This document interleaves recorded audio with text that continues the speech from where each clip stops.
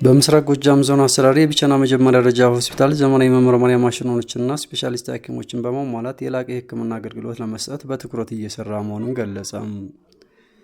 የሆስፒታሉ ስራ አስኪያጅ አቶ ደባስ በላይ እንደገለጹት የሰው ኃይልና የመመርመሪያ ማሽኖችን በማሟላት የተሟላ የተመላላሽ የቅድመ ወሊድና ድህረ ወሊድ ከቀላል እስከ ከባድ ቀዶ ጥገና ሕክምናዎችን ሪፈር መቀበልና መስጠት አገልግሎቶችን እየሰጠ ይገኛል ብለዋል። በቢቸና የመጀመሪያ ደረጃ ሆስፒታል ስላለፉት 11 ዓመታት በ2007 ግንቦት ላይ ስራ የጀመረ ሆስፒታል ነው። በአሁኑ ሰዓት 228 ሰራተኞች አሉት። ስለዚህ የምንሰጣቸው አገልግሎቶችም የተለያዩ አገልግሎቶችን ለህብረተሰቡ እየሰጠን እንገኛለን። በቀን በአማካኝ 500 በወር እስከ 15000 ታካሚዎችን አገልግሎት የሚሰጥ ሆስፒታል ነው። እንግዲህ በእያንዳንዱ የምንሰጣቸው አገልግሎቶች የተመላላሽ ሕክምና ይሰጣል፣ የድንገተኛ ሕክምና አገልግሎት ይሰጣል፣ የወሊድ እና የቅድመ ወሊድ ሕክምና ይሰጣል፣ ቀዶ ጥገና ቀላልም ከፍተኛ ቀዶ ጥገናም ይሰጣል፣ የተኝቶ ክፍል አገልግሎት ቲቢ ኤችአይቪ እንዲሁም ሌሎችን የፋርማሲና የላቦራቶሪ አገልግሎቶችን በህክምናው ይሰጣል። የሪፈራል ላይዘን ሪፈራል አገልግሎትም የሚሰጥ ሆስፒታል ነው። በዚሁ ጋር ተያይዞ እንግዲህ ሆስፒታላችን ከኛም አልፎ ሆስፒታልና ጤና ጣቢያ ጥምረት ወይም ኢፓክ በሚል ትስስር ለጤና ጣቢያዎች የኛ ሲኒየር የሆኑ ባለሙያዎች ወይም የተሻለ በእውቀትም በአገልግሎትና በኤክስፒሪየንስ የተሻለ አገልግሎት ያላቸው ባለሙያዎች ሄደው ድጋፍ ያደርጋሉ። በየኳርተሩ ድጋፍ እናደርጋለን። የምንሰጣቸው የማቴሪያል ወይም የህክምና መሳሪያ ድጋፍ እንሰጣለን። ለአብነትም የተመላ አንድ አልትራሳውንድ ሰጥተን እናቶች ወደዚህ ለአልትራሳውንድ አገልግሎት የሚመጡትን እዛው እንዲገለገሉ አድርገናል። በፌዴራል ጤና ጥበቃ ሚኒስቴር ሙሉ ወጪ ለጽኑ ህሙማን ታካሚዎች አገልግሎት የሚሰጡ ዘመናዊ ማሽኖችና አልጋዎች ከ21 ሚሊዮን ብር በላይ፣ ተንቀሳቃሽ ኤክስሬይ ማሽን በአልማ 11 ሚሊዮን ብር ወጪ ድጋፍ ማግኘቱንና የቢቸና ከተማ ነጋዴዎችና ነዋሪዎችም 558 ሺህ ብር በማዋጣት ጄኔሬተር ገዝተው አበርክተዋል ሲሉ ገልጸዋል። የተለያዩ ላቦራቶሪ ማሽኖችን እንዲሁም 5 ስፔሻሊስቶችንና 2 ጄኔራል ሰርጅን ሐኪሞችን በማሟላት ከ544 ሺህ በላይ ህዝብ እያገለገለ ይገኛል ሲሉ ገልጸዋል። የሆስፒታሉን አቅም ይበልጥ በማጎልበት ወደ ጠቅላላ ሆስፒታል ደረጃ ለማሳደግ የቦርድ አመራሩና የማኔጅመንት ቡድኑ ከክልል ጤና ቢሮና ከፌዴራል ጤና ጥበቃ ሚኒስቴር ጋር በቅንጅት እየተሰራ ነው ሲሉም ገልጸዋል። እዚህ በአካባቢው ያሉ በጤና ጣቢያ በእነሱ የሚሰጡ አገልግሎቶች በጥራት እንዲሰጡ እኛ ላይ ያለውንም አገልግሎት እንዲሁም የሪፈራል ቅብብሎሹንም በተገቢው መንገድ እንዲከናወን ድጋፍ እያደረግን ነው። እንግዲህ በዚህ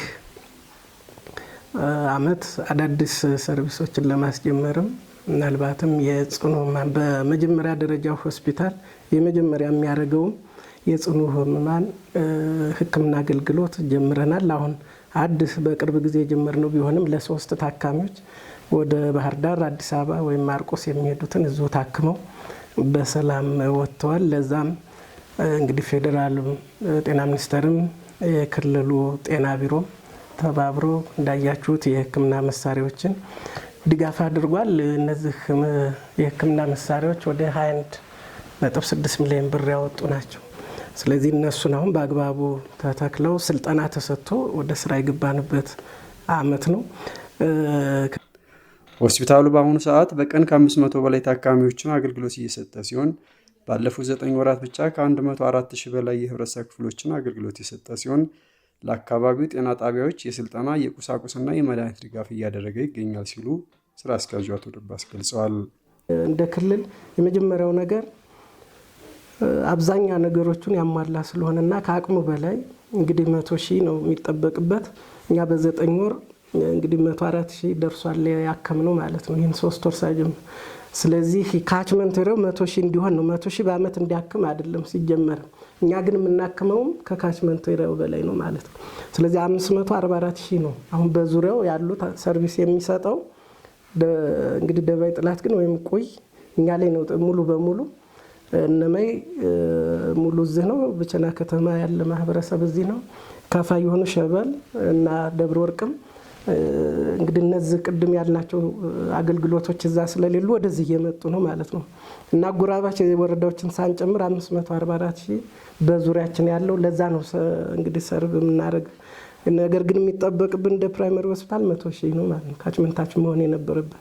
እኛ ግን የምናክመው በ9 ወሩ 104,000 ደርሷል። ስለዚህ ይሄ ጄኔራል ሆስፒታልን የሚያሟላ ዝም ብለን ሳይሆን በአገልግሎቱንም እየሰጠንበት ስለሆነ ጄኔራል ሆስፒታል እንዲያደርግልን እንግዲህ ህብረተሰቡም ይሄን ተገንዝቦ ቅድም ያያችሁትን እንደዚህ መብራት ሲጠፋ ምንድነው ችግራችሁ በሚል እንትን ሲሉ በአንድ ቀን ተሰብስቦ ነው ያን ጄኔሬተር በራሳቸው ወጪ በራሳቸው ገንዘብ አዋጥተው ኮሚቴ አቋቁመው ገዝተው አመጥተው ያስረከቡና እንደ ችግር የሚነሳውንም የመድኃኒት አቅርቦትና የዋጋ መናር ችግርን ለመፍታት ከሚመለከታቸው ጋር በቅንጅት እየተሰራ ነው ሲሉ አሳውቀዋል። ሌላኛው የመድኃኒት አቅርቦት ችግር ነው። ከወቅታዊ እንትኑ ጋር የትራንስፖርት በጣም ችግር አለ።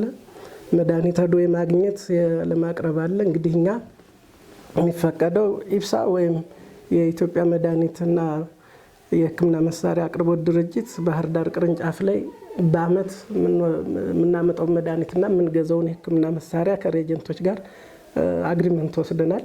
በወሰድነው ልክ ግን አገልግሎቱን እዛ አቅርቦቱን እያገኘን አይደለም።